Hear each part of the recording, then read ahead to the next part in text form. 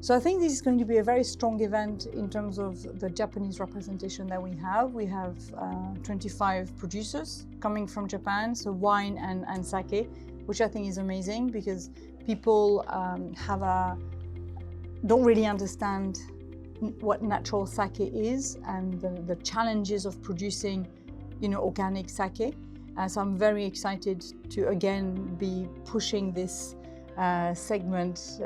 Basically, at the fair there will be a talk about sake, and actually Terada Onke will be part of one of the talks, and then also we'll have a talk on natural wine in Japan. So what does that mean with Domaine Takahiko, which also will be, I think, really exciting. So, I'm expecting a really buzzy event full of, Japanese producers, but obviously a very strong representation also coming from Europe and from Australia. And great food. We've got a whole new food offering, which is, also very important for us. So, yeah, I think a really exciting, buzzy event coming this way. So I think from what I've tasted, and I'm going to Hokkaido next week because I haven't visited this region, but I have tasted the wines from the region. I think there is a very strong sense of terroir coming from Japan. I think there's an incredible diversity of grape variety, whether they are just pure Vitis vinifera or hybrid wines as well, and I'm really impressed with the quality and the commitment of the producers to produce natural wine, because it's very tricky. The climate is really challenging, whether it's with the humidity, the really severe winters, and the cold. So I think the viticulture is very, very challenging. So I'm in awe at the effort and the work that the producers are doing in order to produce natural wine. But I think the quality is really good. And I know that they're beginning to get traction. I mean, we had one producer in Paris who came from Japan, and he was really busy, and I think people were very curious to be tasting the wine. Yeah, of course. I think quality is very important, and I think really producers are trying to work on quality. I think flaws is not an excuse, and you're right in saying that it shouldn't be confused with natural wine. I think natural wine should be pure, should be well made, should be ready. So all the wines we're tasting out, for example, in this little preview, are well made, they're controlled, and they're released on the market basically when they're ready. And I think that's very important. But there's no excuse for moussiness or too much bread or too much volatile acidity. I think these, are problems and are not good, for the image of any wine. But I believe that it's better to work with a little bit of sulfites if you're not able, because making natural wine entirely without any sulfites is very, very difficult. It takes years of practice. It takes an excellent viticulture. The grapes have to have really good low pH and be very strong.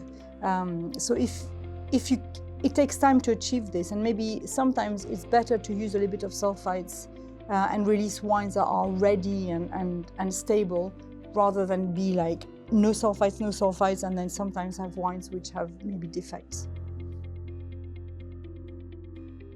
I think, we can have, natural wines are wines, so you can have conventional wines that are made for early consumption. Maybe there's, maybe the terroir is not necessarily suited for long time aging. And with natural wine it's the same. Some wines are made for very early consumption, they're very easy drinking, they're meant to be drunk like within a couple of years, 2 or 3 years. But other wines with an amazing terroir, amazing levels of acidity, concentration, minerality, can age for 5, 10, 15, 20, 30 years. I don't think you can, it's not because there's no sulfites that they're not stable. the key is to release the wines on the market when they're ready. So to do the maturation in the cellar until the wine is stable. But in my experience, in my cellar, I have wines that are, 20, 30 years old, and they are completely natural and they are drinking beautifully. So, I think that's a misconception. And often in my experience, they're better after 2 or 3 years anyway, because then in the bottle, if they've had time to settle, they've had time to finish, the maturation process, they're stable, the microbiology is stable. So no, I think it's, I think you can definitely age natural wine. I mean, I think we're overcomplicating wine, and I know you've probably heard me say this in the past. For me, wine is a food. We don't have a headache about how to enjoy, a piece of cheese. We don't complicate. You just eat the piece of cheese and you enjoy the flavors, you listen to what your body is telling you. And with wine is the same, there we've got some amazing examples of these wines, and if you taste it, your body knows whether you want to have more or not. I think the key is to think of it as good food, and it's better to have a little bit less, but maybe buy a little bit better. It's I think, I'm not a very big meat eater, but if I eat a little bit of meat, I make sure it comes from a really good farm where I know there's been a good animal husbandry. And I think with wine is the same. I think people need to relax about wine. I think they need to not overcomplicate it, and just not be too hell-bent on food and wine matching. Just keep it simple, really, but drink with your stomach, because your stomach knows whether it wants another glass or not, not your head.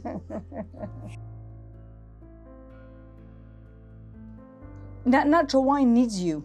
I think we can be very blunt. I think, making natural wine and selling natural wine in this current economic climate is really tough. The growers are finding it more and more difficult to sell their wines, whether it's I think in Japan or whether it's in other places of the world. And I think, wine is a cultural product. It's part of gastronomy. Having a glass of wine with some friends, sharing a moment I think for me is a really important social, action. It is a very important social aspect of being a human being. And drinking a little bit, but drinking something really meaningful, drinking wine which comes from an ethical business where people treat the team properly, where they encourage biodiversity in the land, where they respect the life and the living in the cellar, is really fascinating. And I think it's really hard to reproduce the complexity and the quality of a really good glass of natural wine. And I think sharing wine like this, wine which is actually a little bit of wine is not bad for you, I think is really important and is such a pleasure, and for me, my joy comes from putting my nose in a glass like this, and then having this bounty of complexity, of amazing aromas, the detail you put in your palate, and there's like an explosion of things that the wine is telling you, and it's really talking of the place. And I think that's very magical, and it's definitely something to be shared, with friends.